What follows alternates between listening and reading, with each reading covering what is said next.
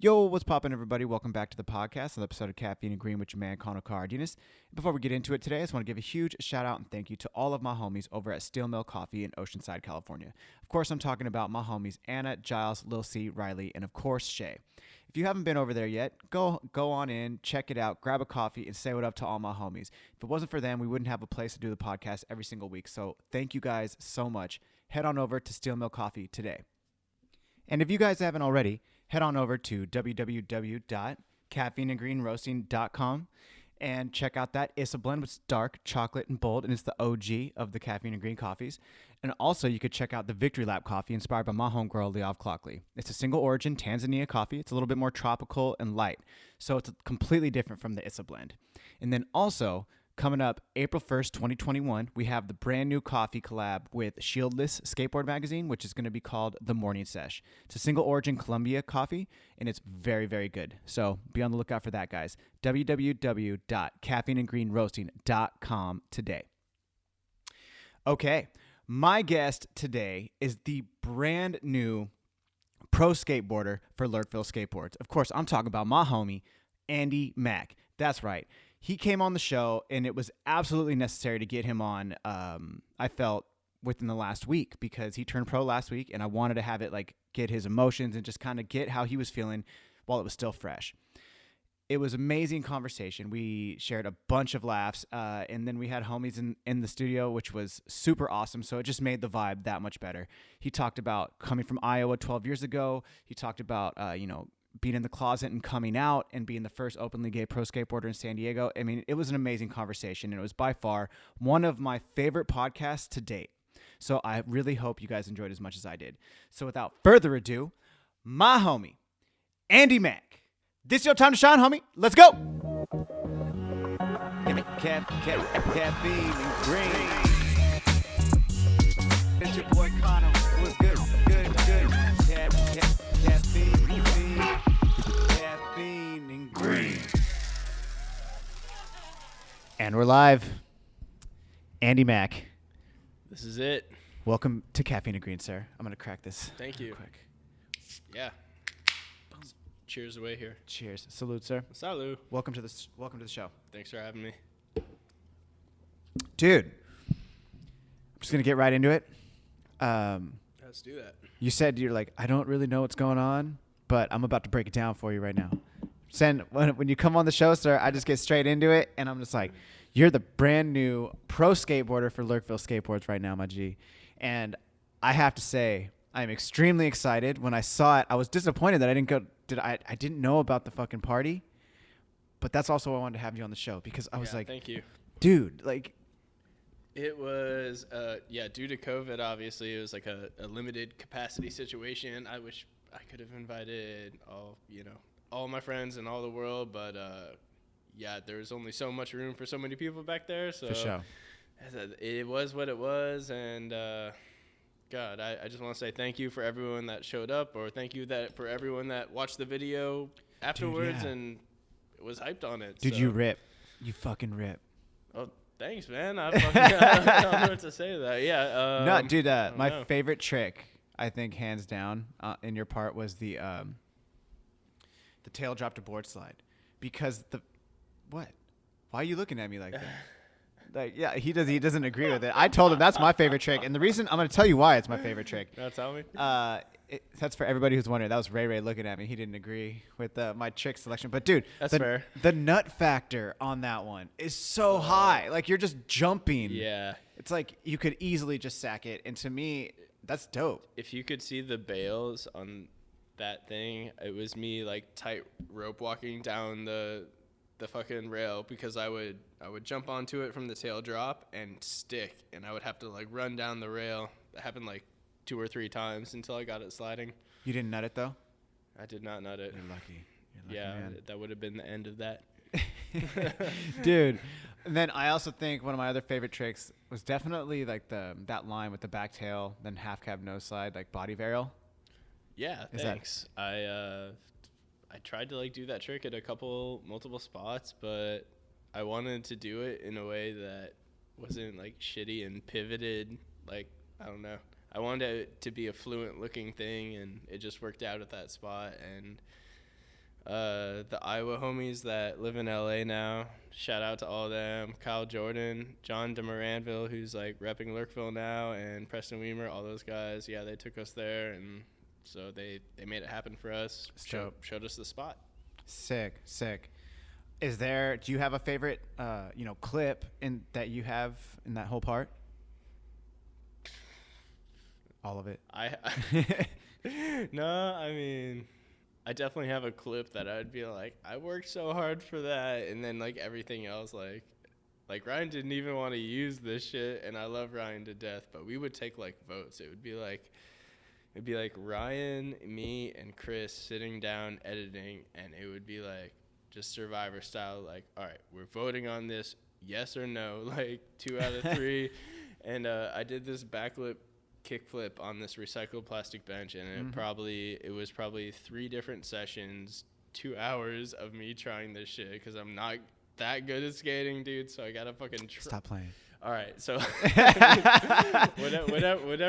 you want to justify it, it took me a long time to actually do this trick, and then at the end, like Ryan was like, I don't know, maybe we should scrap this, and I was like, no, dog, like that took me forever. I never want to do another one again. Like, this shit's going in. Take out whatever you want to take out, but I'm not leaving without this backflip kickflip. I don't give a shit, you know. Dude, were we there that day? The day you landed it? Oh shit! That's probably like you were running from the fucking dirt over that. Dude, we were there. That's so funny.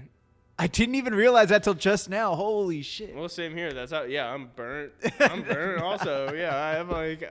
Yeah, you were there. That shit took multiple sessions, so dude. I don't want to be like that's like my favorite trick, but I would definitely say that is the trick that I put the most time and effort into.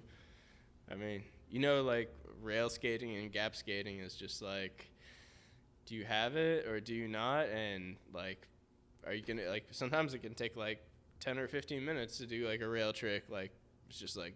You're going to do it or you're not going to do it. So yeah, because you can't take too many slams. I mean, depending on what you're skating. Dude, how old are you now?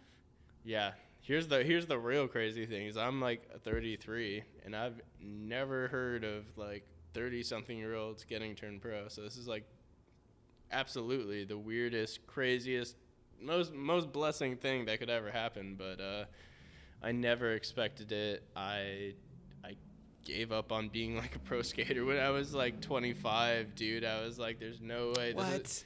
No way. Absolutely. Dude, you've been shredding for way too long, bro. No. But just like, being like, just the way the industry works, it's like, it's political, just like everything else in life. Everything has its politics. And when I was like 24 or 25, I lived out here for a couple of years with Spencer Pratty, and I just knew, I was like, oh, there's no way there's going to be like a future for this and me. Like I need to start figuring out, like I need to go to finish my college degree and figure out what I'm doing with my life. There was no way that I even considered that this would be a possibility. And then for this to happen, it's just like dream come true. It's more than that. Yeah. It's wild. It's humbling. It's like so many things at once. And, I when I say it's overwhelming, I mean that in a good way. I don't mean that I'm like, oh, I don't want this. No. Nah, yeah. No, it just I'm just like I can't believe. Yeah, dude. Can't believe it is a thing. So I just want to rock it for a few years, and who knows? Who knows what is next? But I just want to keep skating. I love skateboarding, and I will never not love skateboarding. For so sure. That's it. Yeah. So when did you? Because you grew up in Iowa. Yep. When did you start skateboarding? What got you into skateboarding? Older brothers, like friends, homies? This is a good one. So the first time that I grew up in a small town called Adel. It's about 5,000 people.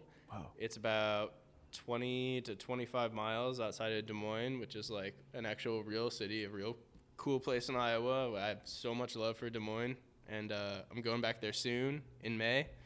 They have a brand new grand opening of a huge, ginormous skate park in Des Moines, and I'm so happy for Des Moines and Iowa and all that. But That's a side note. I grew up in a small ass town, and once I was able to get my license, I traveled into Des Moines and just tried to meet people and try to get skating, and that's how I met Spencer Pratty. And Yes. shit, the rest is sort of like history, because he was such an inspiration to me growing up, and seriously, like everything that I have ever done has been like because of him. There's so many flip tricks that I wouldn't be able to do if I didn't skate with Spencer Pratty, because he's really good. Switch game was tough. Switch game, dolly game, everything game. Dude, yeah. He skated with like power. Like even his stance was like wide. Like, you know, it's like his knees were almost like flared out almost. Yeah. But it's just like boom, you know, just hella power. So much power. Yeah. He is, yeah, to this day my favorite skater. And yeah, just growing up in Iowa just sort of teaches you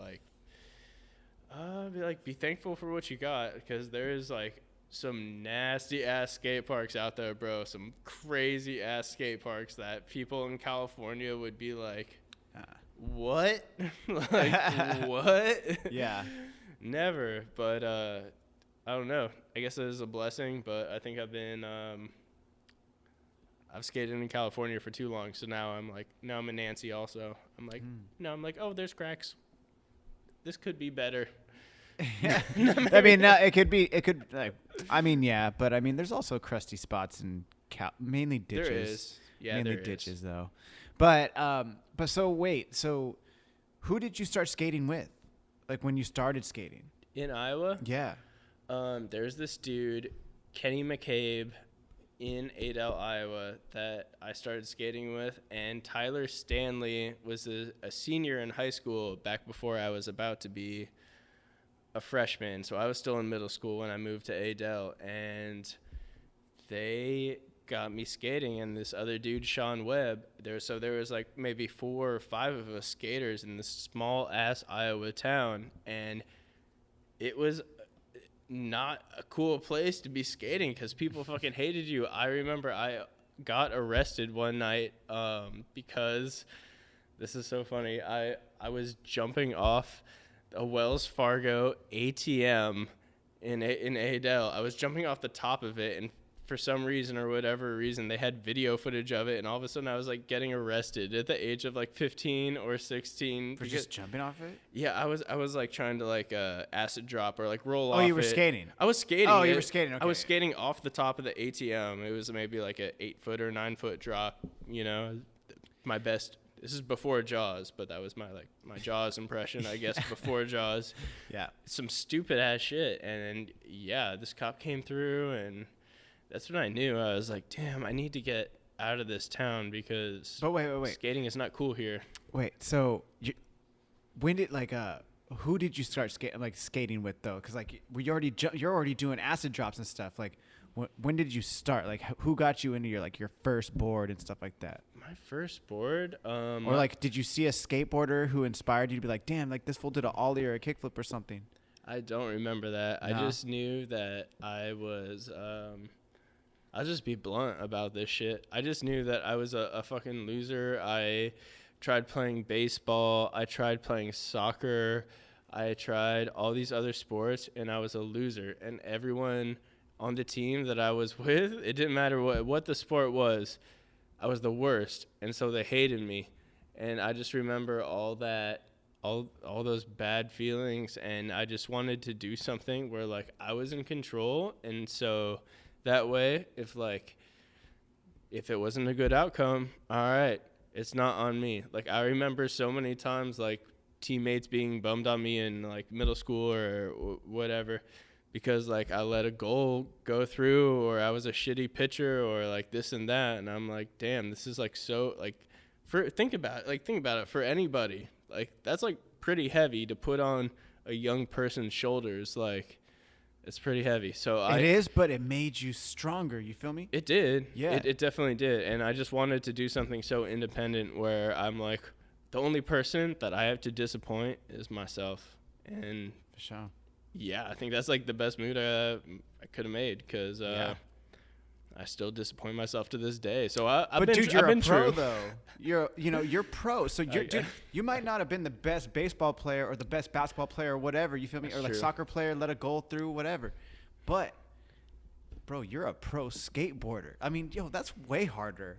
Any Tom, Dick, or Harry, literally, baseball is America's pastime. I'm not hating on baseball, but it's kind of boring, and hell, the people can play it because it's not that hard. But how many people can actually do a blunt slide like 270 shove out on the LA bank? That's also that's another favorite one of my tricks that you did in your pro part. But it was like, dude, that shit is way harder than catching a damn baseball. How many jocks have you seen hop on a skateboard and like all of a sudden broken wrist, or like they fall out and just hit their hip and they're like, they play it off, whatever. No hate on jocks at all, but it's like, bro, you can do some cool shit with your skateboard, and that's, Yeah, thanks. That was like a long-term investment that I didn't know I was making. I didn't know I was in the banking industry at the time, but I was making a long-term investment. Dude, I love it. That's fucking dope. Do you remember like your first complete? Yes.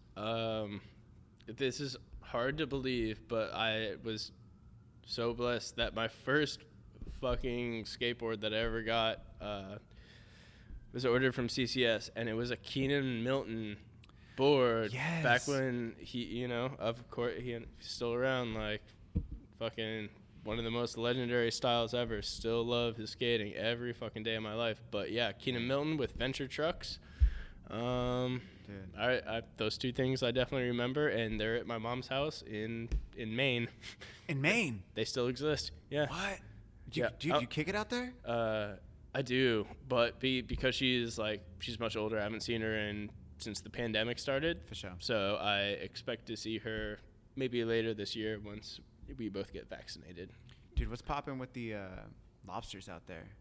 They are much better than any here we go, about to start talking shit. Oh, let me hear it. Here we go.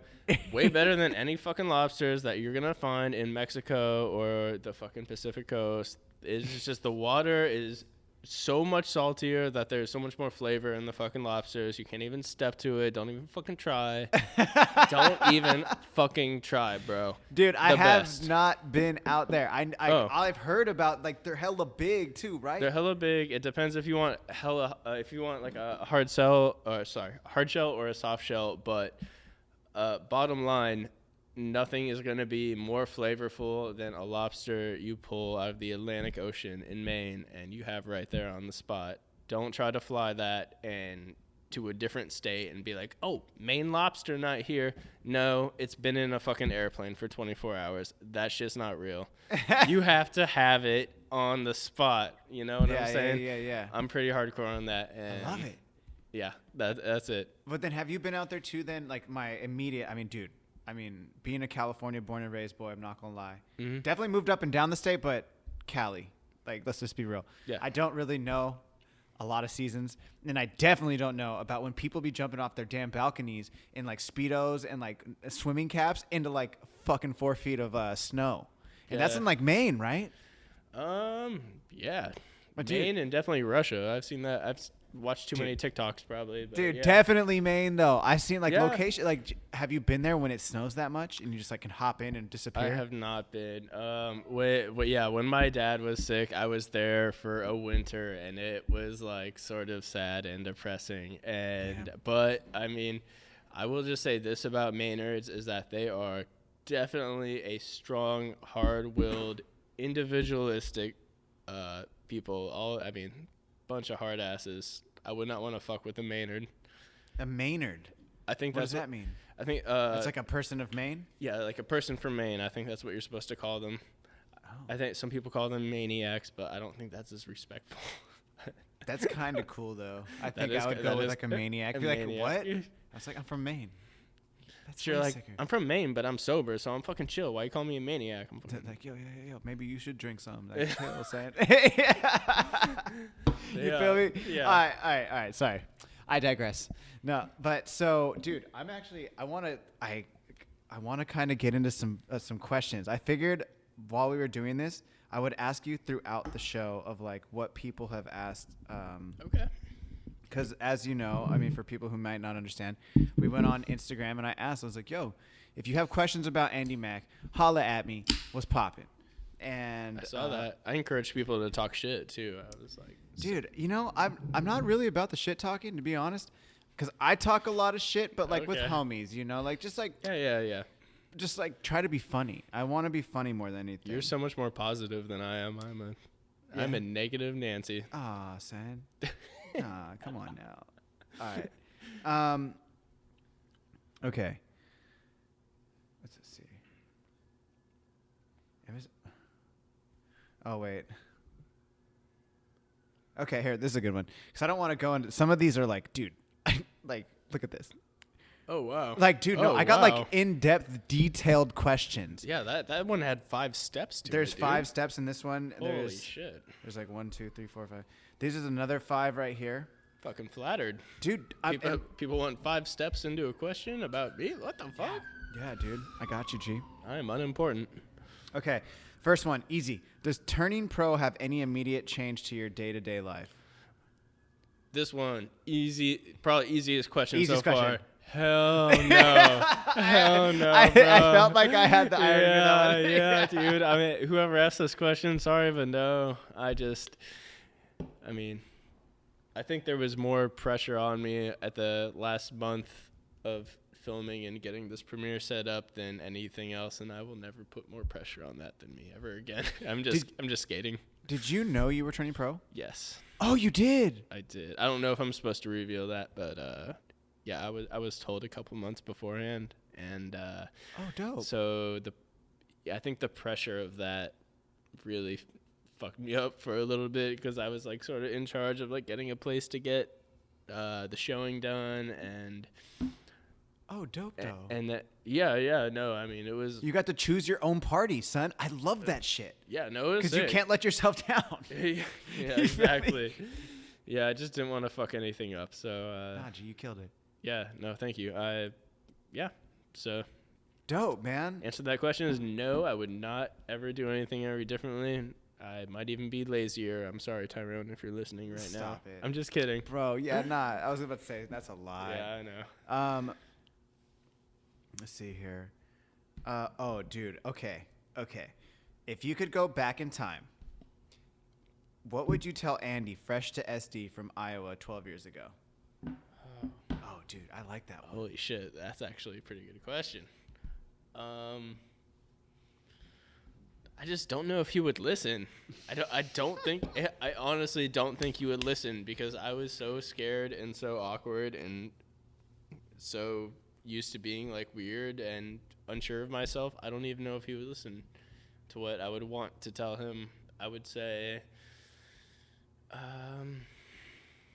dude, I don't know. Believe in that porn you're watching and just do yourself right, probably. It's like, like let's save a couple years and just like, hey, do you know what's going on here? Maybe that's what I would tell him. Because I was still in the closet for a couple years when I first moved out here. So maybe that was my biggest barrier to progressing as a human. Dude, well, then we'll get right into it, man. Like, you are openly gay. Like, you're a pro skateboarder. You're openly gay. Yeah, definitely. And did you just recently come out? No. When did you come out? No. Tiger. No. When do you think I came out? I think 23. I think so definitely at least 23, which aging myself, I'm 33. So at least 10 years now I've been out of the closet. My dad was passing away at the time and I was having all these feelings. I like, hey, you're at home watching porn. You know what the fuck you're watching. You know what you're watching, right? I'm telling you, whoever's listening to this, you know what you're watching.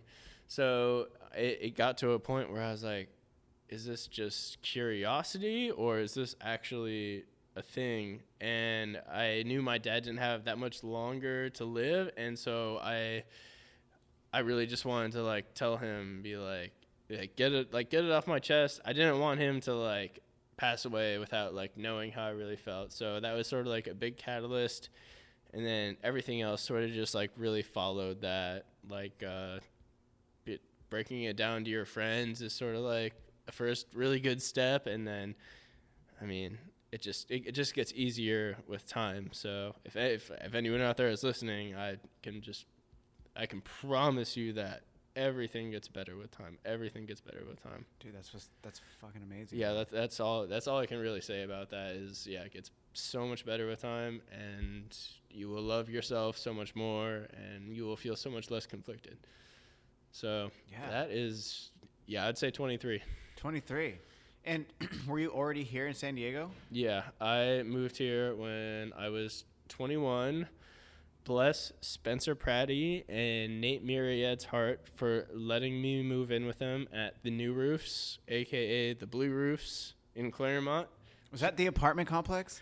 That was the apartment complex. Ray was talking about that. He was like, oh, hell yeah. He's like, the apartment complex. And I was like, you mean the house? And he was like, no. He's like, dude, when Andy met, he's like, when I met Andy Mack, he's like, he was at this apartment complex. And I was like, nah, son, I had seen him at the house. He's like, nah, different place. But like, same homies. Yeah, that was before Aber Street. And we were all going to Mesa College at the time. That was like our way of getting to California, is we all convinced our parents, hey, we're going to go to California. We're going to finish our degrees out there. So we were all going to Mesa College at the time. Dope.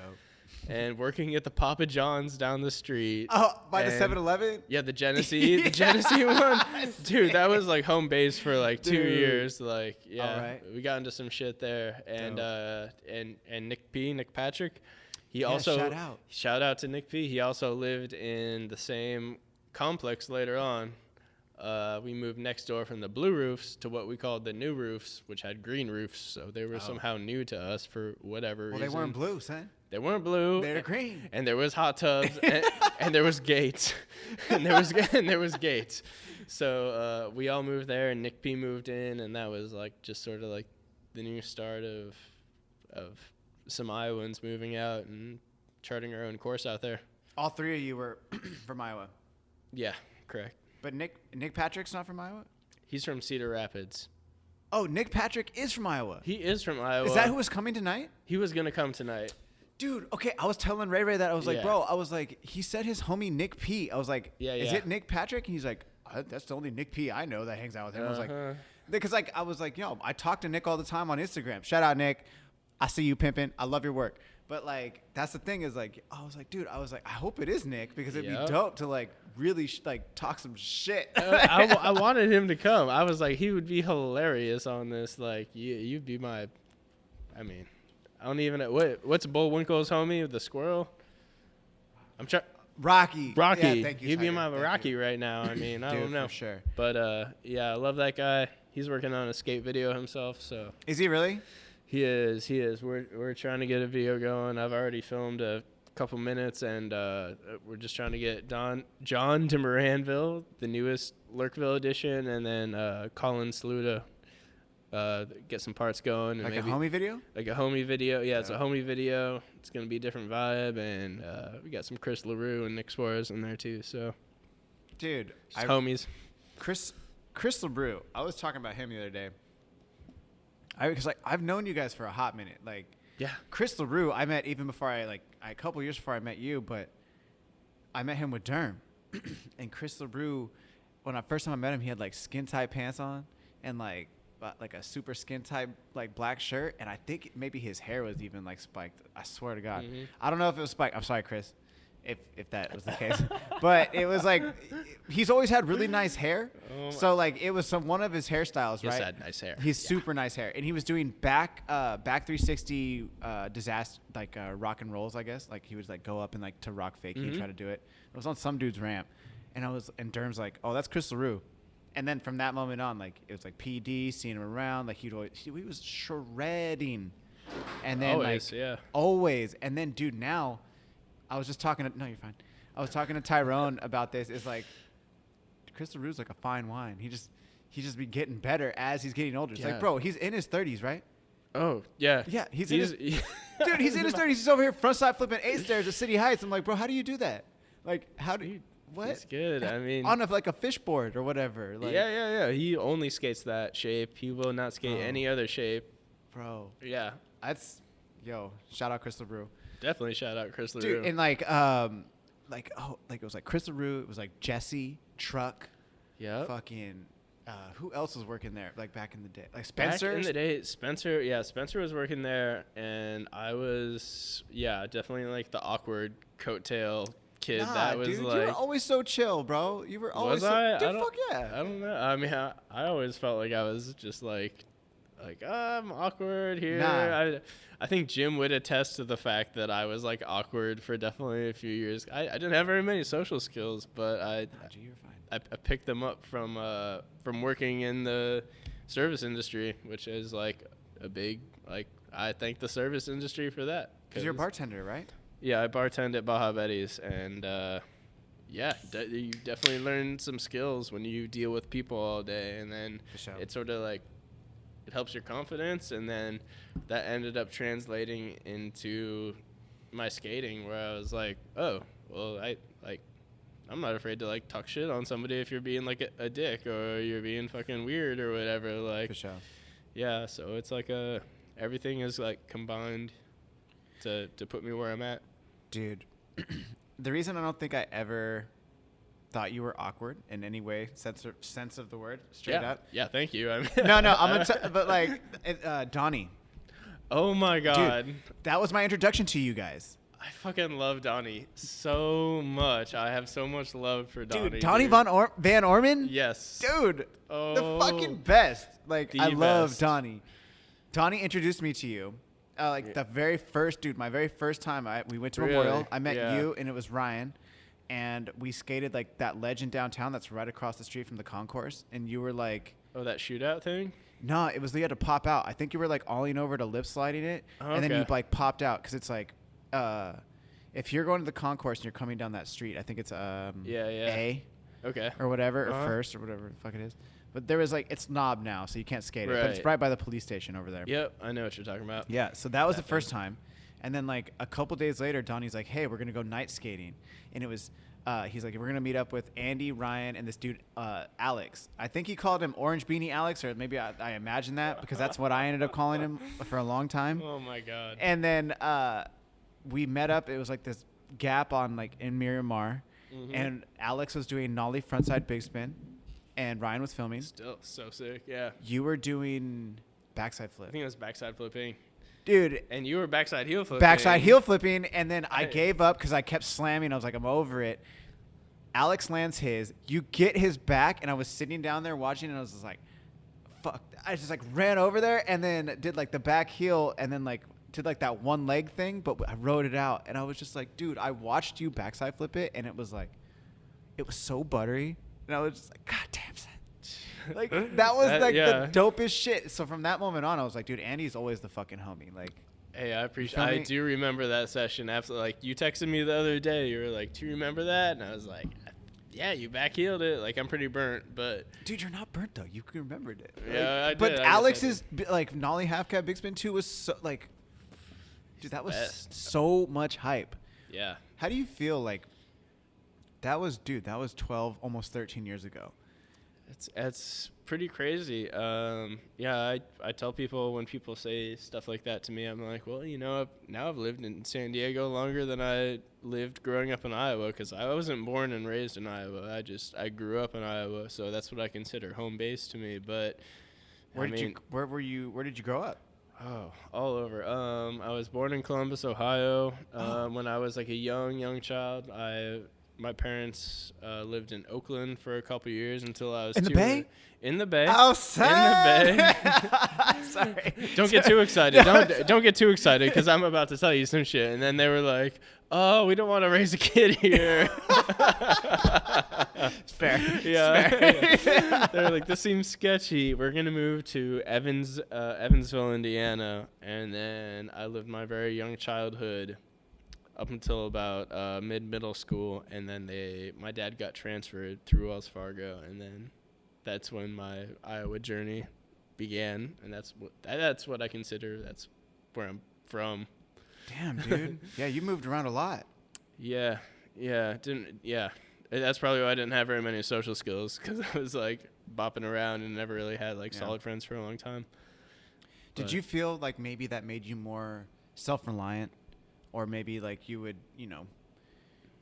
No. You're moving. No. No confidence. No confidence. No confidence until pretty recently. I was gonna say, well, what about now though? Because you're resilient, right? Like you've moved around to these places, you've survived, and now you've done and you've accomplished these things. So obviously, you're very resilient, bro. Like you can do amazing things. Yeah, I'm definitely. Bartending has definitely made me a lot more confident person, especially Buttery. when it comes to telling somebody to shut the fuck up. It's my favorite thing to do. That's your favorite thing to do? No, I'm just kidding. I'm sorry. It's one of my favorite things to do. One of them. Is especially if they're in the wrong. I would never want to tell somebody to shut the fuck up if they weren't in the wrong. But for sure. But what about something like deeper than that though? Like how you feeling like when you like are battling a trick or something like that, or something, even when you meet other skateboarders, you feel me? Like these things that you've learned to do throughout time, and also being just resilient and like learning how to adapt to your surroundings, you've accomplished this amazing feat, and not a lot of people can become a pro skateboarder. G. Yeah, it's wild. I still am feel so blessed and thankful for that. I am not that like flashy, ostentatious type of dude. I like to politic behind the scenes, whether it's skateboarding, whether it's at my work. It doesn't matter. Like anything in your point, there's politics involved in everything. So I like to be the dude that's sort of like behind the scenes, like trying to make it happen and like hype people up or like make moves or whatever. So make moves. That's what I'm saying. The hustle. Yeah. I guess it's a hustle, but yeah. At the end of the day, I don't like to be on the front page. I don't like to have all the attention. So yeah, the premiere was definitely like a lot for me to handle. But tell me. I made it. What about this though? The premiere specifically. Mm-hmm. Okay, so tell me about this drag queen. Is it? Chad Michaels. Chad Michaels, fucking legend. Yeah. Okay, tell me about this. Like, cause for people who don't know, so Chad Michaels. That's the name? Chad Michaels. Chad Michaels one of the most famous drag queens from RuPaul's Drag Race, which is such a widely hilarious and successful show. And I don't mean hilarious like it's they're funny, but like they make it funny because they just talk shit on each other, and so that's why so many. I've heard good things. Oh, it's so entertaining, dude. I'll check it out. Yeah, I promise you, like you will not feel uncomfortable watching it. You're just like, this is fucking funny as fuck. Like people just love that shit. I used to watch it, but like I didn't continue watching it. Yeah. I mean, some seasons are so good, but yeah, Chad Michaels is from San Diego, so he's a legend. He's won RuPaul's Drag Race All-Star Season 1. Oh, so shit. The All-Star, so the cream of the crop. Yeah, exactly. Okay. So that was absolutely wild to see that Chris had gotten Chad to basically introduce me as a pro. People had been telling me, "Oh, we got one more surprise for you," because I told you, I sort of knew this was coming, but people were being like, dragging me along, being like, we got one more surprise, and I'm like, all right, I can't imagine what it would possibly be, but because you planned the whole thing. yeah, pretty much. Yeah, I pretty much had to like set up the premiere. So yeah, absolutely, I was shocked, and I will never forget it, and that is so legendary because Chad Michaels is like the best as far as I'm concerned, probably the number one I don't even want to say Cher impersonator. He's probably better than Cher. Chad Michaels is Cher. So okay, that's what he's known for. So like, tell me about this dude. Like, I don't even know. Like, so that's that queen's like if you want to say shtick or like what they're like well known for within the community is Cher, being a Cher impersonator. So like he'll do performances as her and like just be like fabulous and shit. Like, absolutely. Yeah, down to the T. Okay. Just like complete Cher. And I don't know much about Cher, to be honest with you. Exactly. Fucking just sitting there in like some fucking outfits and shit. Just like the voice and everything. He sings. Yeah. That's like the whole thing about that show is you can't go on that show and not sing, or you need to be able to impersonate. You need to be able to do comedy. It's a real art form. You need to be able to do like, yeah. What? Yo, I have to see this show. Dude, you have to see the I show. have to see this If show. you have not seen RuPaul's Drag Race, I promise you will not be disappointed. It is so entertaining, and Dude, I definitely like RuPaul. I fuck with RuPaul. I think RuPaul's sick. Oh, yeah. I think it's funny because I have seen the show, and it's like dude, he's like a solid looking dude too, like super like dressed like suavecito, but like that nice ass bald head, like with the glasses. Yo, fabulous. I fuck with it. Yeah. But Bree knows what's going on. Dude, that's what I'm saying. Yeah. But dude, all right, tight. So this, so he wins All Stars, like whatever, and then he is like your favorite dude. Chris obviously knew this. It was pretty random. He like hit me up one night and was like, "Is there anybody on RuPaul's Drag Race that you like in particular?" And I was with Tiger, and I had just gotten done watching the first season that Chad Michaels was on, and I knew that he was from San Diego, and so I was like, yeah, I love Chad Michaels. He's from San Diego. He's like a legend and all this stuff, and he made that happen behind the scenes. I had no idea. I had no idea what Cameo was. I can still surmise what it would possibly be, so... Yeah, I mean, thank you, Chris. I love you, Chris, and I can't believe you made that happen. I'll never forget it, ever. So for people who don't know, like, so Chad Michaels basically, like, they played the video. Oh yeah, at the premiere. Oh yeah, and So they played the video, and then right before my part, they had Chad Michaels pop up on the screen, and it was like a 3-minute little monologue of Chad saying, "Oh, we're so proud of you." And also, Loki, he used to do drag shows before he was on RuPaul's Drag Race at Moe's Universe. So he's like well-versed in the Moe's Universe family and part of our restaurant family. And that's how he got his start. So he knows all about Baja Betty's and was super down for it. And did you ever go to Brass Rail? Over in, like, isn't that in Hillcrest? Yeah, I've been to Brass Rail. I don't know. Chad Michaels been to Brass Rail, but I've been to Brass Rail. Dude, I've been to Brass Rail. Have you? Yo, hell yeah. What, 80s night or what? Nah, it was like they had a fashionista show or whatever, or a drag show. Okay. And like, yeah. I went with Gabe Ryan. Oh, sick. Gabe Ryan, Sick. and like his wife or something. Shout out Honey.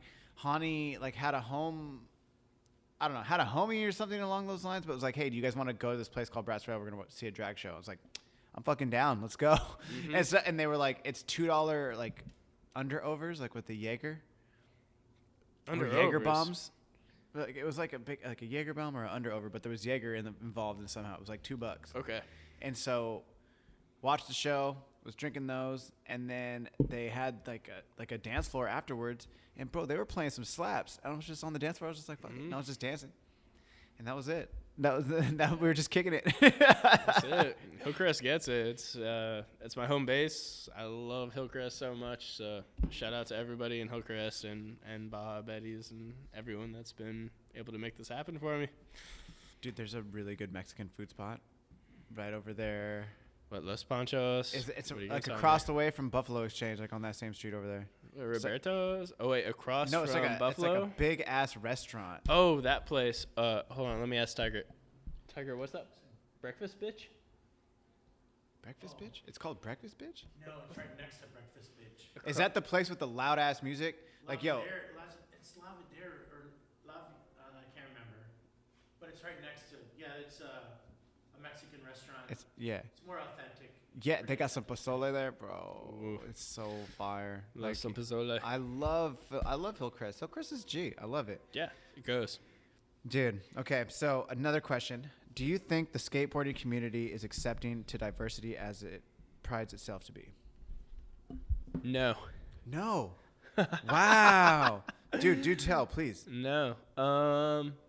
I think that for the most part, I think that like maybe 80, maybe 90% of people within the community are accepting, but I'm not going to, I don't want to sugarcoat this one. I think there's still people out there that have their beliefs, and it's still, I mean, just the latest example I saw, and I'm not trying to talk shit on Thrasher or that dude Gary that runs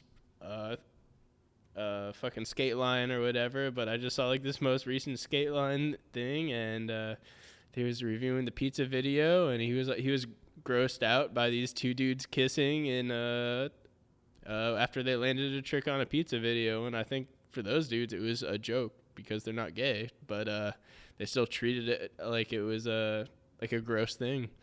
So I'm gonna say no. I don't think it's 100% hunky dory, but that's okay. That's what progress is all about, and one step at a time. Fuck it, I don't care.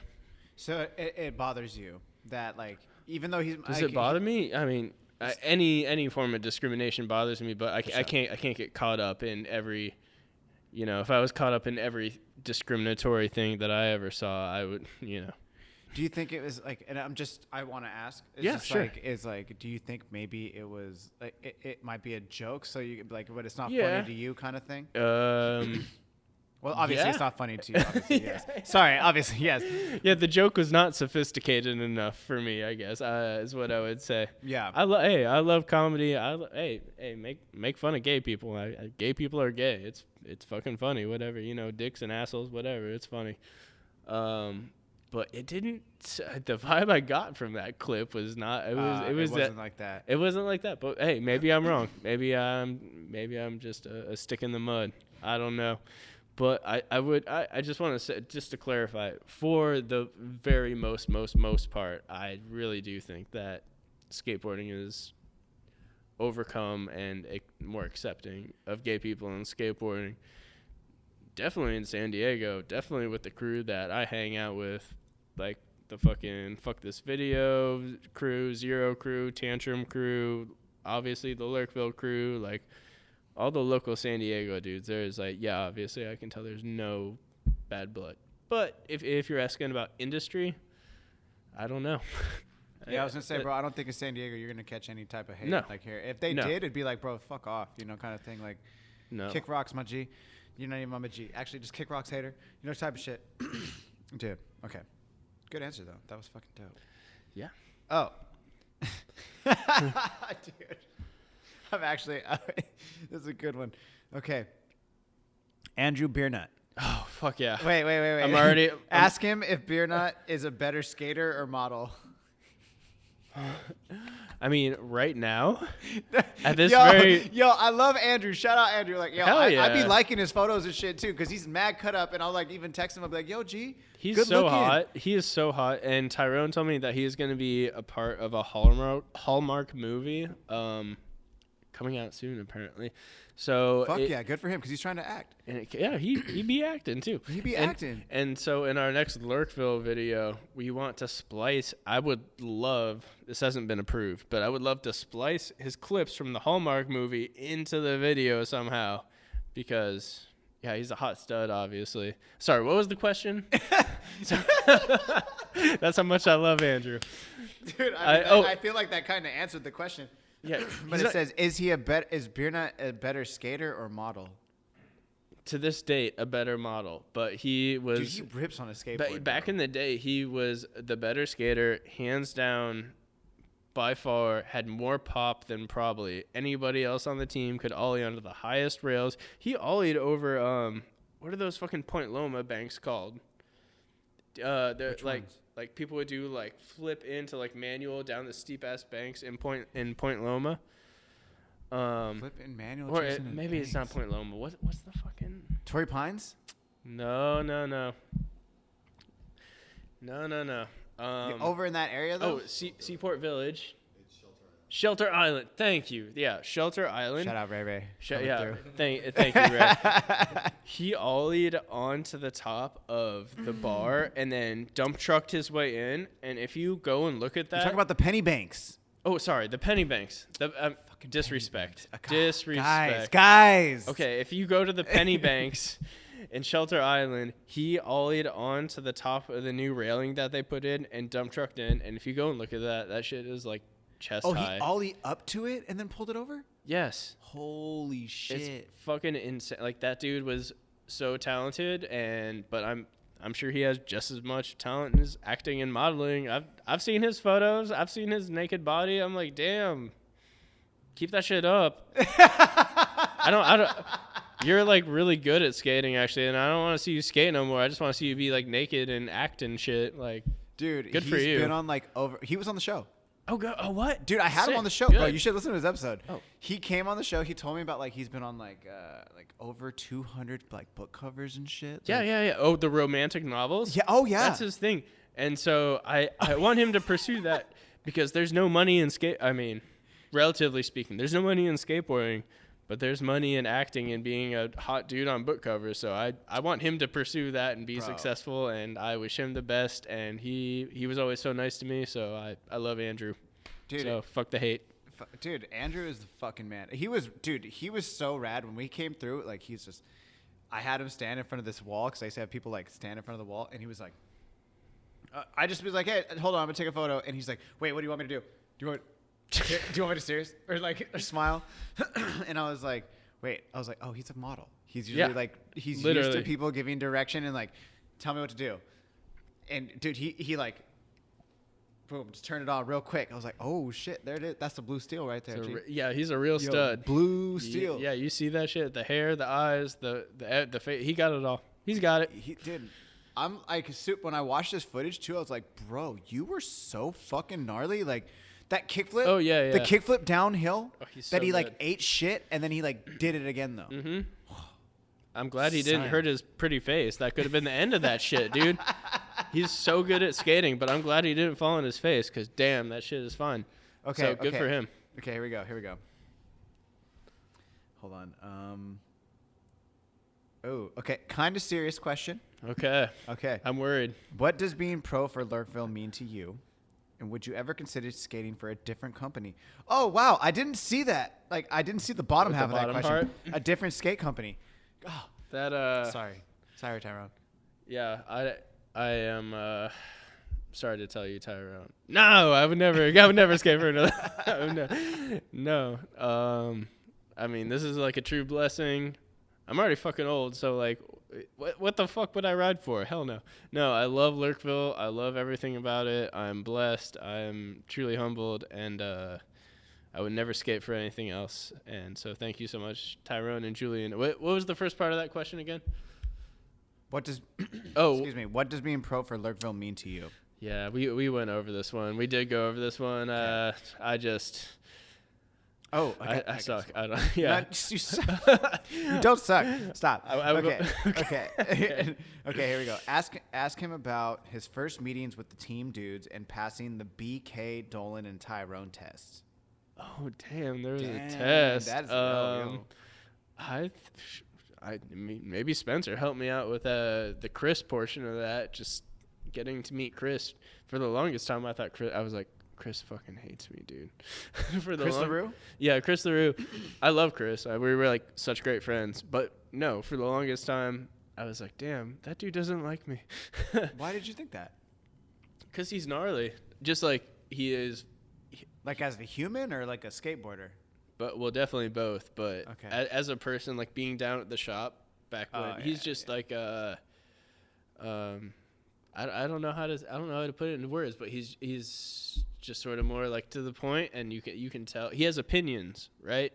Opinions are more interesting than just placating to whatever to make people happy, and he's not afraid to give his opinions. And so I think maybe that intimidated me back in the day. I don't think I ever thought that he hated me, but I was like always like a little intimidated by Chris back in the day. I could see that though. You know what I mean? No, I definitely was too.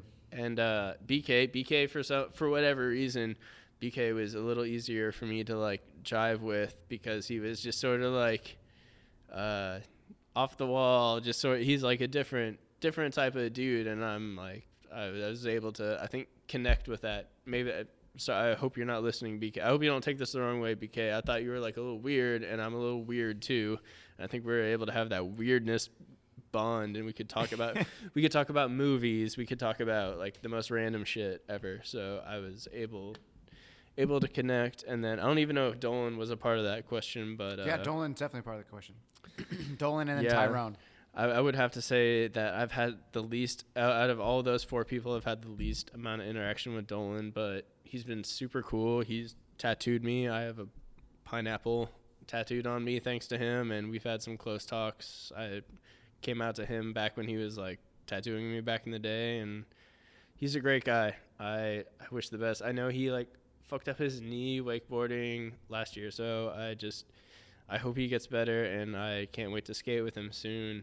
And yeah, I love Dolan as well. And then Tyrone, of course. Maybe we just have that Midwest bond, but fuck, my memory is so burnt. I really can't remember meeting Tyrone, but he sent me a message about how he met me and like the story behind that, and I was like, oh, I sort of remember that. But he definitely called me an awkward, shy person at the shop, and I was like, yep, 100% agree. That was me.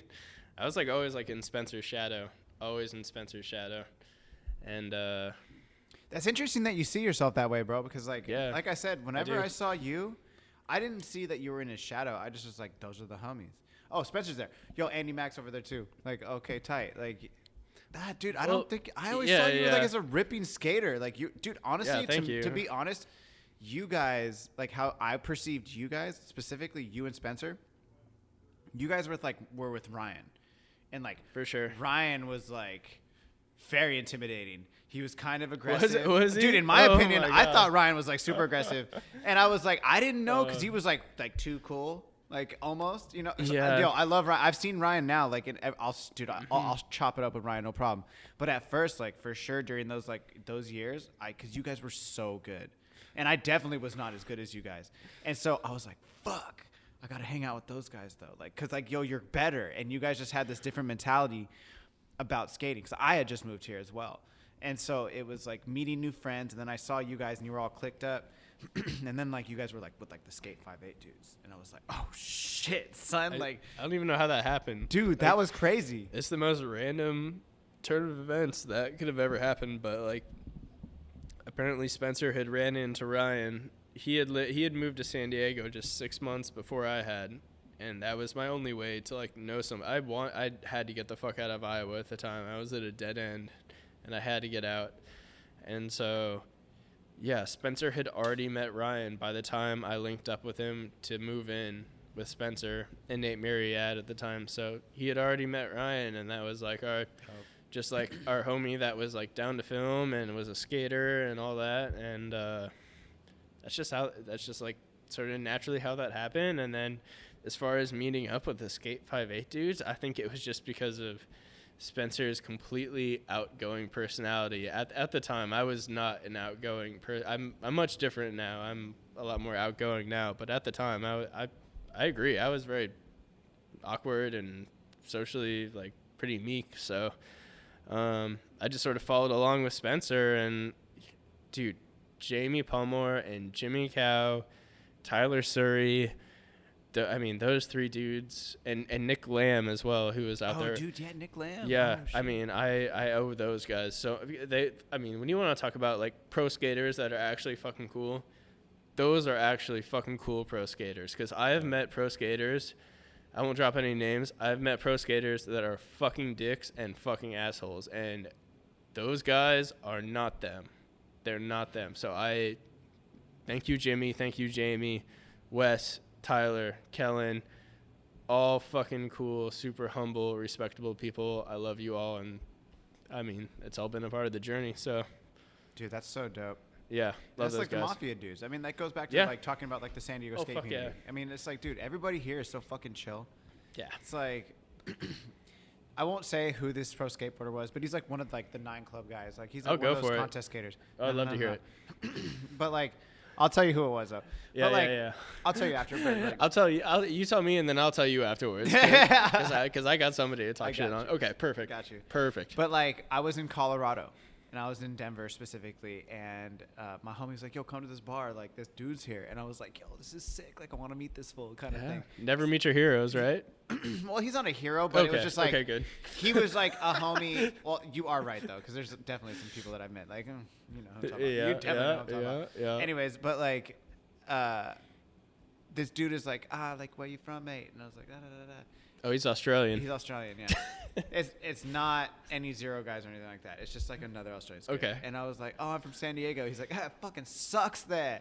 And I was like, what? And he was all, the skate spots suck, and like the fucking, he's like, the ground's always rough. He's like, no, go to LA. And I'm like, son. Okay. The ground is rough in San Diego. Whoa. I was like, Holy bro. shit. I was like, hey, what are you talking about? I was Holy like, don't be shit. hating on my city, bro. I was like, I'm not even from there. First of all, I'm from the Bay Area, but I was like, I made my life in San Diego. This is where I want to live. This is what I love doing. I love the San Diego skate community. Don't fucking hate on our spots. And like, he's like, nah, it's fucking trash. And I was like, what the fuck? I was so offended. And I just remember thinking to my homie, I was like, why the fuck did I come all the way over here to meet this guy? This guy's a douche. Like, I was so pissed. I was so offended, but I was also kind of drunk. So it's like, and in hindsight, it's kind of dumb now. But like, I was like, man, fuck your spots, bro. Where you live? He's like, LA. I was like, fuck Right. LA. I'm narrowing this down to 2 or 3 people in my head right now. Australians, assholes. I'm putting it all together. I won't release any information, of course, but I'll tell you afterwards. Okay, perfect. But no, anyway. I cannot wait. That Yeah. was just like, oh man, it was such a bummer. So to your point, I agree. I think Yeah. me and them, like some skaters are just like, whatever. Don't meet your skate heroes, but I can say everyone on the Skate Mafia is. Thank you guys so much because you're so welcoming and such nice people, and I love you all. Literally, like everyone that is part of the Mafia. I have a bad thing in my body to say about them because they've been so nice. Special shout out to Jamie Palmore. I love that guy so much. That's just popping. Yeah. Hell yeah, dude. Okay. Next question. If you could bring back anyone who ever skated for Lurkville back to the team to film a full part for the next LV video, who would it be? Damn. Oh, that's a deep question. That's deep. It's deep. I'm pretty torn, but I'm gonna go ahead and say Dolan Stearns, just because he is like one of the dudes that like originally started it all. I don't even know if this brand would be what it is without him. So definitely Dolan. But can I just say the runner-up is Andrew Biernot? Dude, I hope Andrew listens to this. Straight up, bro. And mad love for Dylan Messer too. I love you, Dylan, but I know he's doing his own thing out in Virginia with I think it's Venue. Okay. Venue, he's doing his thing out there. His own skateboard company? I think that's the skate shop. Oh, it's the skate shop. Yeah, I think Venue's the Dope. skate shop, but I'm not quite sure what I think there's a brand maybe associated. For sure. But he's killing it with damn. Boozer getting to me. What is the gnarly fucking dude that he skates with all the tattoos? He just had a Vans part with Elijah Burrow. Help me out here. Gilbert yes, Crockett? thank you. Yeah, he skates with Gilbert Crockett all the time, it looks like. So sick. I think he's really doing good, and I love his trick selection, and Sick. I love Dylan Messer, so props to Dylan too. Okay, gonna shift gears a little bit here. Everyone's well, I didn't even realize it. Okay. Everyone's process of coming out can be received differently. What was it like for you in regards to your family and your closest friends in the skate community? Dope. That's a good question. My family was 100% supportive at the time. No, I know that not everyone is blessed is that. So a lot of people have. So, I mean, for anyone going through it, trust me, it gets better. It gets better every single day. As far as like people in the skate community, a few road bumps here and there, but overall, everyone is fucking cool. And I'm not gonna call anyone out or anything, but Sure. you know, I mean, honestly, like if you think about it, like 10 years ago is still pretty different than it is today. Like even that's how quickly things change. Yeah, I agree. What inspires you outside of skating? Art, music, people, really, friends and people. Watching people that are motivated to do things, whether it's skateboarding or like I get motivated by my coworkers at work, you know, like we're always trying to figure out, you know, problems, the best way to serve people or the best way to make specials happen. So not just skateboarding, but I love art, I love TV, I love movie, like all sorts of media. I have a lot of different inspirations in life. What's your main one besides skateboarding? My main one besides skateboarding? The one that gets you going every day. Oh, Fuck. Narrow it down. With like number one, son. Number one. Inspiration. Probably my boyfriend, Tiger, over here. Being such a nice guy. Always taking care of me. That's what's poppin'. Yep. Support system. Yep, support system for sure. Couldn't do it without him. All right. Dude, I like that. Okay, cool. How's it been balancing being a bartender during the pandemic while it's also staying active in the streets? Fucking good. I mean, I probably had more time to skate during the last year than any other time during my life, just due to the lockdowns. And due to that, we would be going to random places, random schoolyards where nobody was, in the middle of nowhere, and trying to film and trying to skate. And so that was like super productive. And then we only had our parklet and our patios open, so we had limited shifts for everybody at work. So we were doing partial unemployment while partially working, and then I'd have like 5 days off. So it was it was almost the reason that this last project came together, is because I had so much time off, and I can't fucking film a part in a year usually, but like in this case, I had extra time, so dope. That's why it came together. Do you feel like, was there maybe like a rekindling, like the fire was like relit? You feel me? Like because of the pandemic, because there was so much uncertainty at some points. Like you're still out skating, and like nobody knows. No, I would say no to that. I'd be just because I always like I always want to challenge myself when I'm skating. I think I've done that from the start, and I think that's the thing that made skating appealing to me, is that I was always able to challenge myself skating. Maybe there was just more space. I think that maybe there's just more space for me to like shine a little bit, or to film a little bit more, and have that more be available. That's my opinion on that. I don't know if it's true or not, but yeah. Well, I mean, if it's your opinion, bro, it's true to you. So it's all true to me. That's right. It's true to me. So yeah, I've always had the same drive ever since I started skating when I was 13. I like to push myself, and that's what I find fun about skating, is just being able to see what you're capable of, no matter what your skill set is. How do you look at the world? Through these glasses, usually, if I'm driving, definitely because you have an artistic mind, bro. Like you're creative in a sense, because you're a skateboarder. You look at a spot and then you create a trick that you do out of this. Like, so you're creative and you're looking at the world a little bit differently. So how do you look at it? Do you need another beer, by the way? Carefully. Yeah. And can I take a pee break? Does everyone else need? Hold on, no. We can pause right now. Or Ray, you want to hop on? We can just hop on right there. We don't have to stop. Right, hop on. I need to go to the bathroom, bro. Yeah, hop on. And then I'm ready for another beer. Yeah. I love you. Do you want? I actually have White Claw as well. Do you want a White Claw? I do not want a White Claw. Do you want a Warsh or do you want a Coors Light? Either of those are great. I'll get you the Warsh. But I would drink a White Claw too. Okay. Beggars can't be choosers. Dude, you're good, G. Okay. All right. And then we'll switch over. So okay, guys. So we got Ray right here. He's like my young Jamie. I'm gonna go ahead and stand in here just for a moment. Dude, but the thing about this Ray is that like you knew Andy before, and you were not even in here earlier.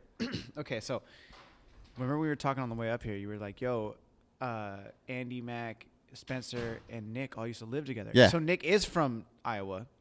Okay. So he is. So Nick P. So it was the same Nick P. we were talking about. Got it. Okay. Yeah. Yep. And then I was saying like, "Yo, they used to live in this house." And you were like, "No," and they used to live in the roofs or whatever. Yeah, they were in a condo. The condo, and he was like, "Yeah, that was the spot." And it I was the like, condo, right? Yeah. They lived upstairs. Yeah. That's what he was saying. So I was like, "Oh, okay, dope." But I was like, "Yeah, Ray." And then you were like, "Where did you go?" I went for a walk. This is so ridiculous. But dude, you're like standing here the whole time and you're like listening to all this stuff, but you like remember this stuff. Is that like, do you remember it or like? Some of it. I mean, some of it's personal here for Mr. Mack. But yeah, I mean, the names are familiar, right? The names are definitely familiar because we all used to skate together. Yeah, so we might have different stories. Some of them cross over, but dude, okay, so I'm gonna go to the bathroom after this. I want you to tell Andy your favorite story about him. My favorite story about Andy? Andy Mack. Oh my gosh, I don't know. Well, let's think about it. I mean, we've known each other for a long while, but You've known him even longer than I have, and I've known him for like 12 or 13 years. So you have to be like yeah, but 15. we're always on a session, so you don't But talk. it's homies though. But you don't talk so much. You more like talk with your skateboarding, you know. Okay, well, what about?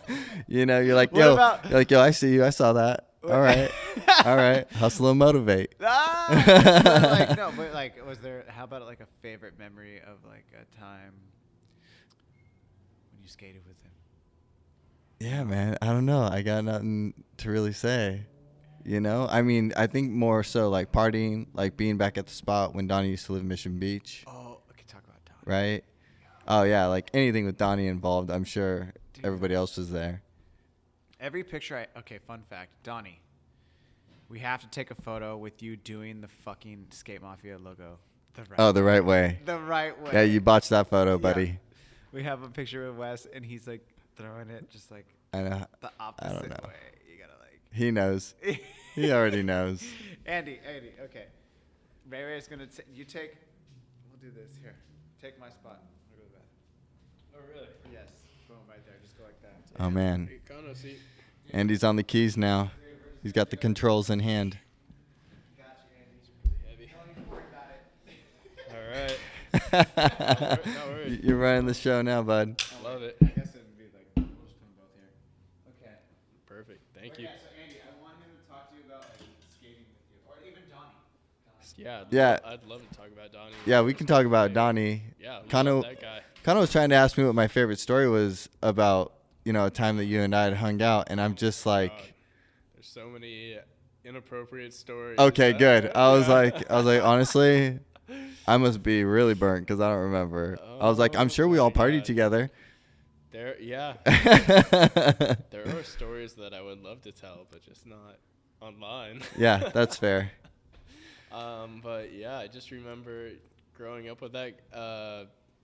I guess I shouldn't say growing up. I was already an adult, but just going skating with Donnie, and he just is the most happy-go-lucky individual, and I love to hang out with him, love to party with him. We went down to Mexico actually recently with his new girlfriend that lives in Tijuana. Oh, yeah. And So you were in Playas, or? yeah, we were in Playas, Cool. the Rosarito, and just had the most crazy time in one of these like rent a mansion situations for like a Yes. couple days, and just chaos and typical things that you would associate with Donnie. With having a good time in times. Donnie. Yeah, and absolutely. Yeah, I love that guy so much, and yeah, wish he was here right now. I'd give him a big hug. Yeah. Fucking love Don. Don Dada for y'all. Don Dada is the fucking best. I knew Donnie from back in high school, so You guys went to high school it together. was crazy, man. We used to be in guitar class together. All were right, in guitar let me get this class? back over to Andy. Dude, you were in guitar class with fucking Donnie? Yeah, man. I love that. He used to hate on me because me and this other student, Luke, would play Sweet Home Alabama all the time. Cheers, bro. Oh, wait, what the fuck? Cheers. Oh, Yeah. Here. Boom, Thank you take so that. much. Oh, hell yeah. So ready for that. Let's get the audio on that. Boom. Boom. Oh, get it. Boom. There you go. Yep. Fuck yeah, Andy. That was fucking hyped. Okay. No, more of a serious question. Sure. What are your thoughts on the BA documentary from 2016?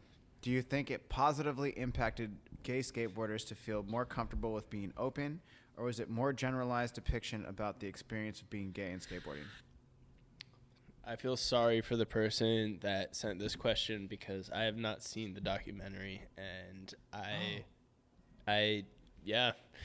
don't want to say I don't care. I care, but I'm more of a person that is like, I want to make this like a non-issue. Like let's get to the point where it's like it doesn't even fucking matter what you are. Like, Yeah. you know what I mean? Like, you're gay, you're trans, you're black or Hispanic, like whatever it is. You're just a fucking skater. So and You're just a human, bro. you're just a human. And it wasn't out of spite that I didn't see that. I just didn't happen to see it. So I can't comment on that.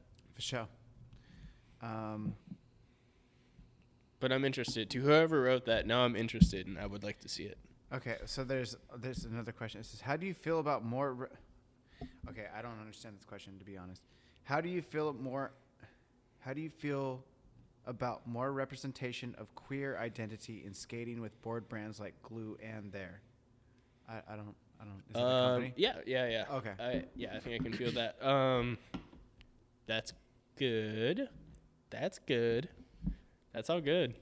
I mean, what's not good about that? Yeah. So There is like, I don't know if it's Oakland or San Francisco based, but I know my homies Scotty Cleland and Jacob Vance, they were like homies with their skaters, and basically they sort of had like a little sort of like DIY skate park in Oakland, and that was sort of like their home base for a little bit, if I'm not mistaken, for all the rippers at there. Glue, I don't know too much about it, but I mean, yeah.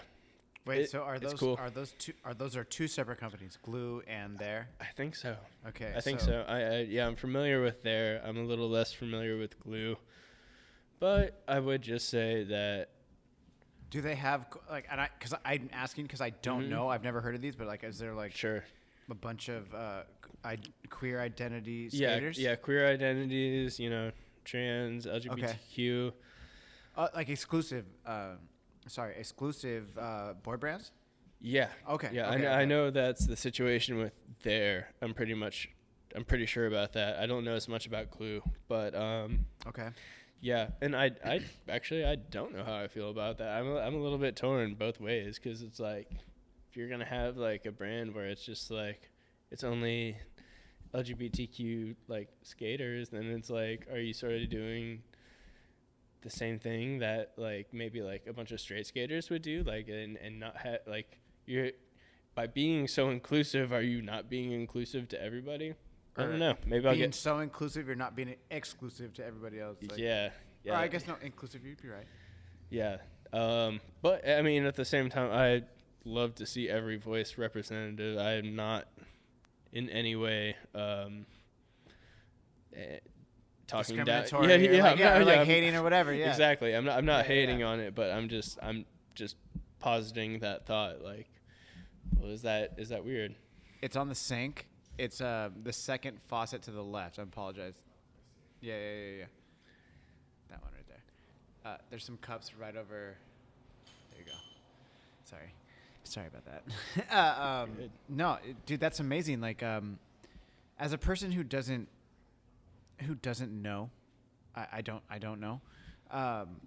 It's interesting to even have that, I guess, perspective, or to, I guess, being out of this. I mean, fuck, I thought I was like, in the skate game. I guess I'm not. Like, I want to do some more research about these companies and kind of be able to talk about it a little bit more eloquently, or educated at least.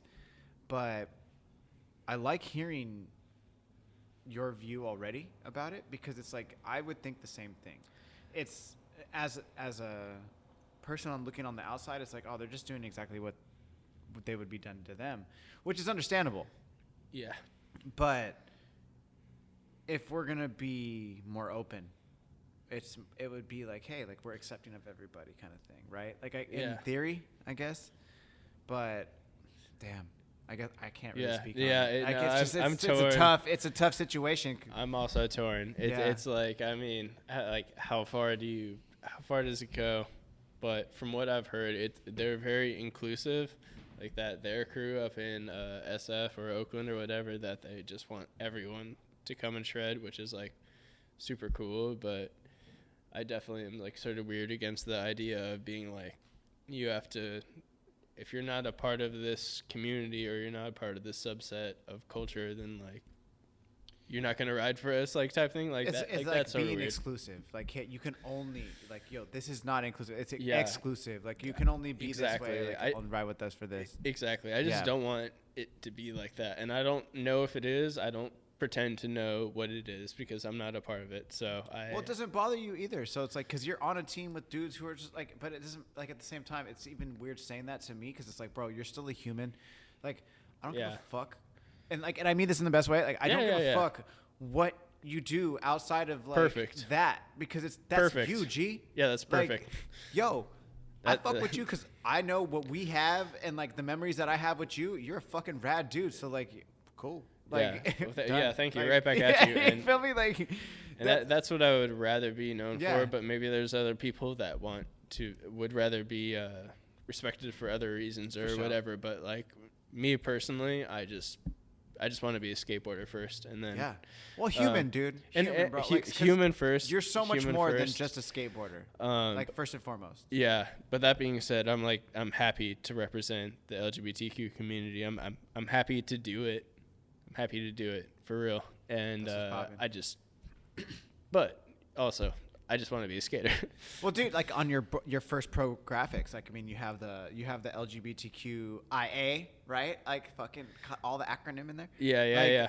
Got the flag on there. Yeah. And then you have your board, and it says like no justice, no peace, like fuck racism. That was from a George Floyd protest this summer, on our way from Balboa Park to EMB, and Blair caught that photo of me.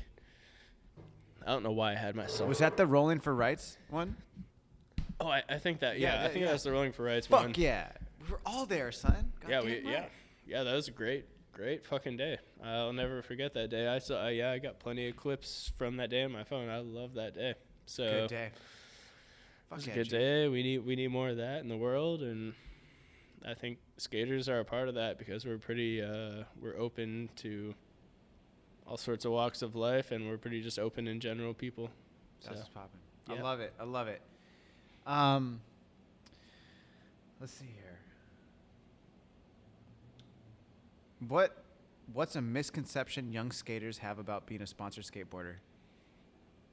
Oh, dope. Dude, I'm telling you. That's what I told you before the podcast. Like, some of the questions that came in, it was like, yo, these are dope. Like, I'm down. Dope. I don't know.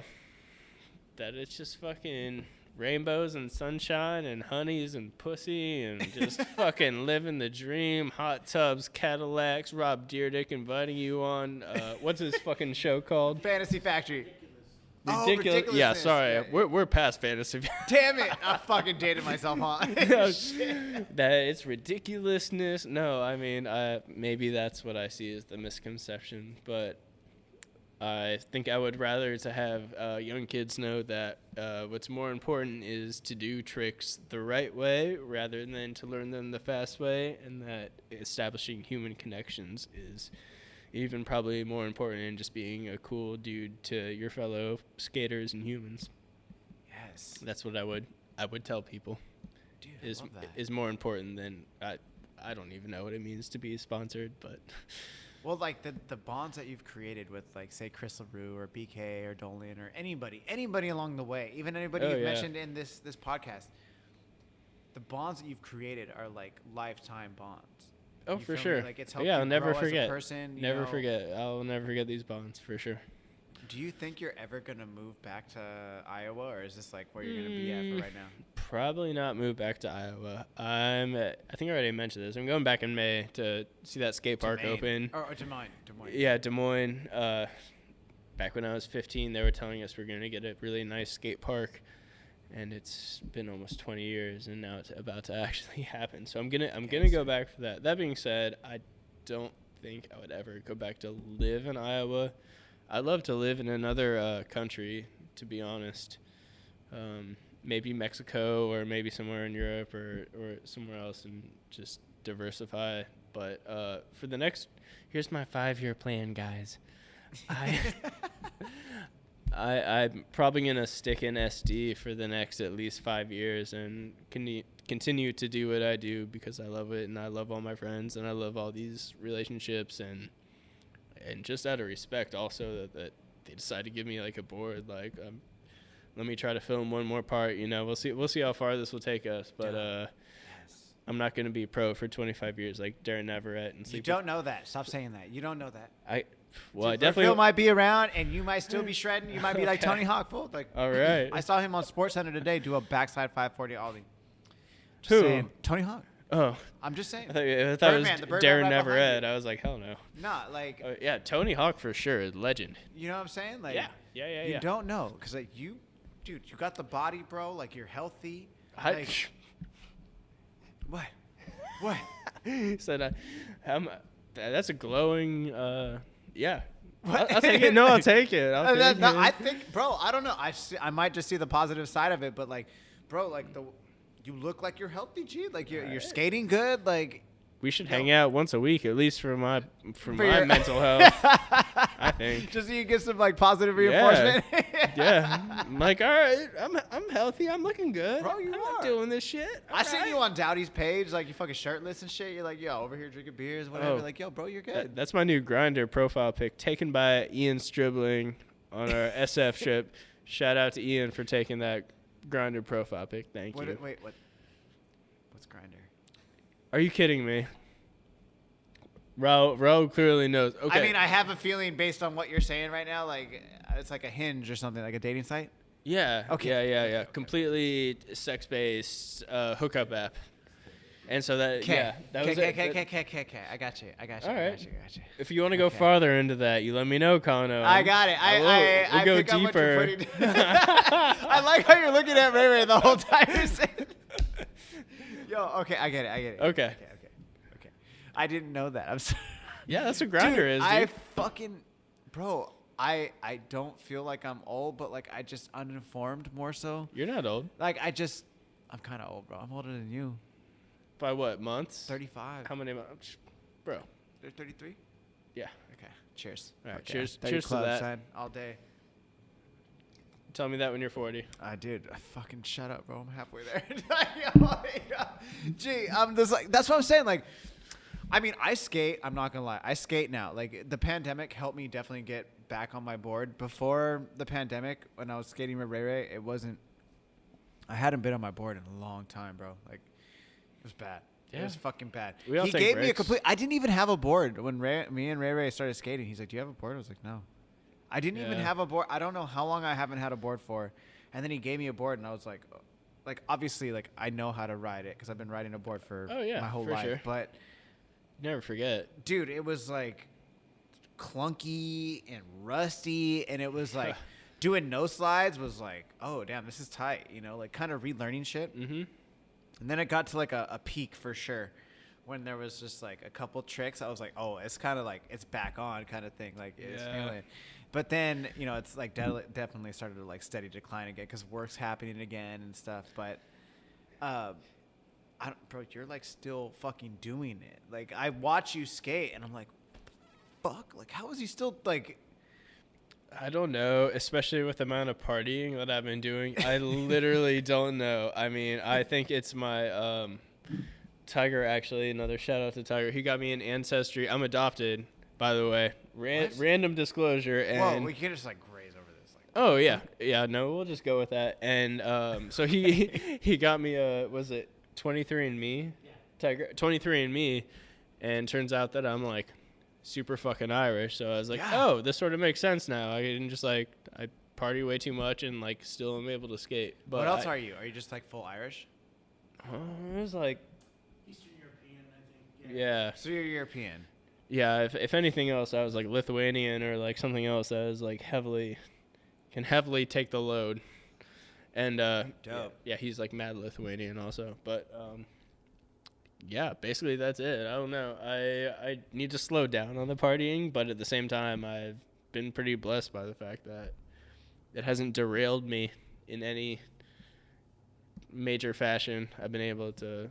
You feel like you've been partying more in your 30s than you were in your 20s? No. No. Negative. Negative. Less partying. Less partying. But still probably too. I feel like this is too much, bro. I feel like completely opposite. I feel like my partying like kicked up in my 30s. It's like accelerating. Dude, harder Oh. than my 20s. Fuck. And I partied in my 20s. It's just like, what the fuck is happening? It just hurts more now. Oh, it hurts way more. It hurts way more. It's good. I mean, It's good. It's good in the sense that you're like, oh, like you can feel time spanning. No, you know what it is? It's like I appreciate the drinks more now. So like when I go, I'm like, oh, I feel all sophisticated. Like, yo, let me get that old fashioned. Like, yo, and I watch them drink it, and I'm like, yo, I love how boozy it is. And it's like, yo, 2-3 cocktails deep. It's like, yo, you're fucked up.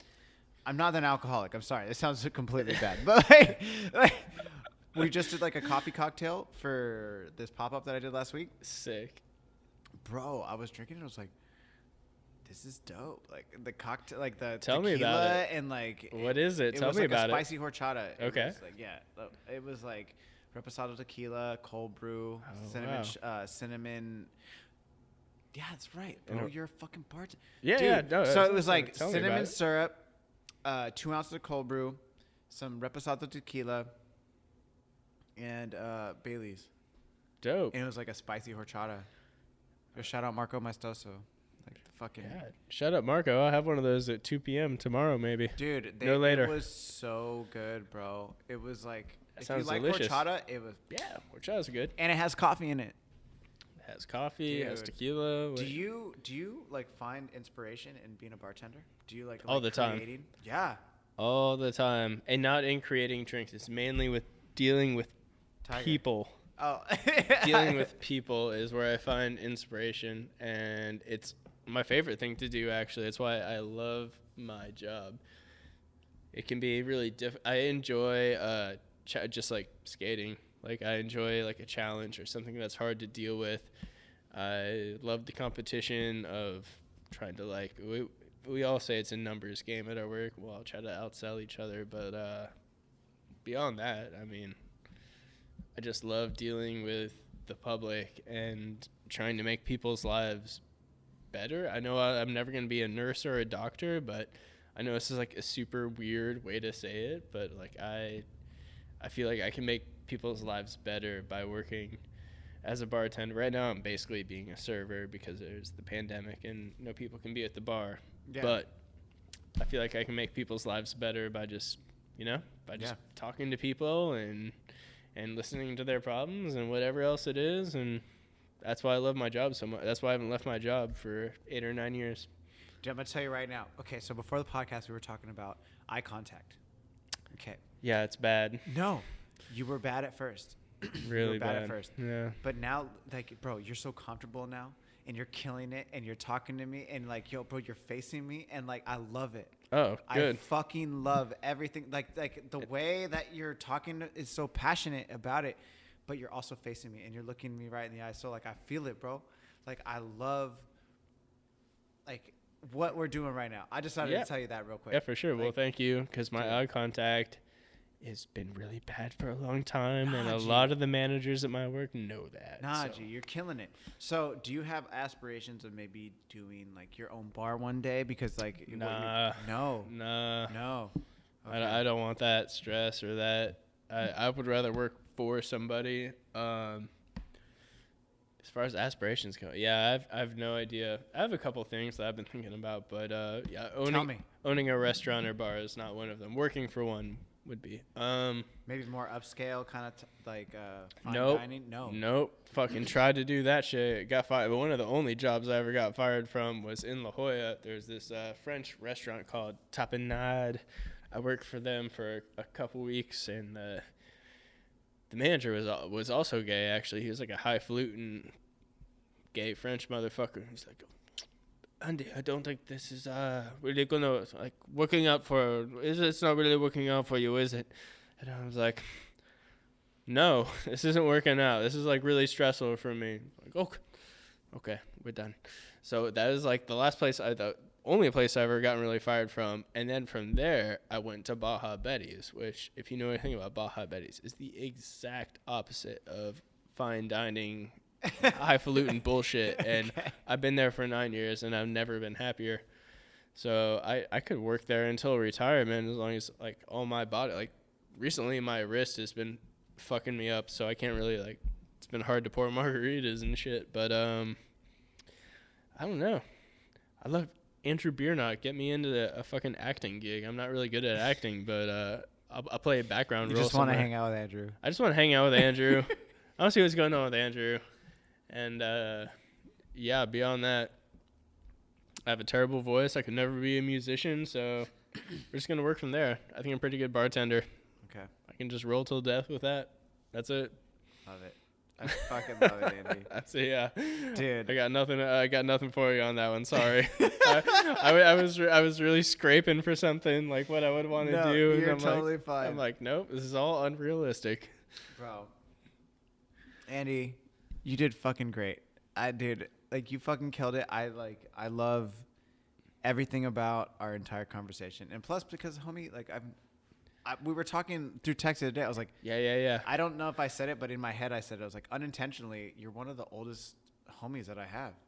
Like, without even knowing about it. Like, that's wild. Yeah.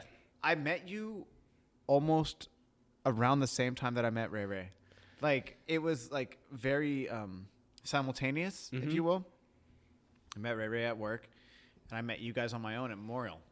So it was, like, 12, 13, and when we were talking about it, it was like, 12 or 13 years. I was like, dude, that's exactly how long I've been in San Diego. I met you on my, like, within the first couple months that I moved here. Yeah, that was wild, and I'm hyped that my brain remembers that session. I'm hyped that you because it really did. It really did. I remember the generator, the lights, the gap, the everything. So, dude, yeah, I remember that. It was it was 100%. Bro, I will never forget that. And the fact that I see that you're pro now, I'm very excited for you. And I know. Thank you. I know you might not like think of it like all crazy, but to me, bro, I never became a pro skateboarder. You did it. Like, and to me, that like, wild. I think that's fucking amazing because I've seen you. I remember those days. And I remember seeing you like through all those times, and you came to my premieres, and like you did these amazing things. Oh yeah, Animal Style, baby! Shout out Animal Dude, Style. That's what I'm saying, G. Yep. Like, yo, you were there, bro. Like some of my family wasn't even there. You were there, and like you're one of the first people that I met here. So, bro, like just for me, like I really wanted to have you on the show because to me it's personal. Like I'm so happy for you. I truly, sincerely mean this. Like, thank you. Yeah, thank you for having me. I'm so proud of you. Yeah, thank you, man. Like, I appreciate that. The whole thing has been a blessing. It's unbelievable. It's still hard to believe when I actually think about it. And I just want to say thank you to everybody in San Diego that's been a part of this journey, and everyone in Des Moines that's been a part of this journey. But yeah, especially all you guys in San Diego that have been so open-armed and welcoming and just have been down. So yeah. I love everyone. I love y'all. Yes. We'll leave it right there. Let's leave it. Dude, Andy, so proud of you again. Hey, anytime. Congratulations. Thank you so much. This will not be the last time you're on the show. I want to get you on here. Let's come back. Bro, you, LaRue, and then we'll get Tyrone here. Like, yo, Tyrone. I would love that. Come out here. Come to San Diego. We'll fucking get, like, a whole squad in here. Well, dude, if I get some more mics or, like, get, like, a soundboard, we can get, like, BK and shit. This is a good chance for me to call out Tyrone. Tyrone, you asked me if I could beat you in a game of skate the other day. Now's your motherfucking chance. Come out to San Diego. Get on the podcast. And we'll play a game of skate, and I will fucking lose. Let's go. Let's go. Bet. All right, my G. Congratulations again. Thank Love you, Mad G. And, like, please, like, just keep being fucking awesome. All right. I'll do my best. Caffeine and Green. Thank you guys so much. Yes. I love you guys. Peace. Yes. Thank you so much, Andy. That was an amazing conversation. And, man, honestly, like I said, it was one of my favorite ones. I mean, there's just so many memories and so many good times that I've had with Andy over the last decade that having him on and really just congratulating him was the icing on the cake, man. It was great. Andy, thank you again for coming on the show, bro. I really appreciate your time. And guys, I want to say thank you to each and every one of you around the world who continue to support and listen to Caffeine and Green every single week. I see y'all. The United States, there's like maybe 4 states that aren't listening to Caffeine and Green right now. I see y'all around the world. I see you Europe. I see you South America. What's poppin'? Thank you guys. Also, if you guys haven't already, head over to www.caffeineandgreenroasting.com today. Check out that Issa blend, that victory lap, and the soon-to-come morning sesh. Caffeineandgreenroasting.com. Guys, wear your masks. Take care of each other. I'll see y'all next week. Peace.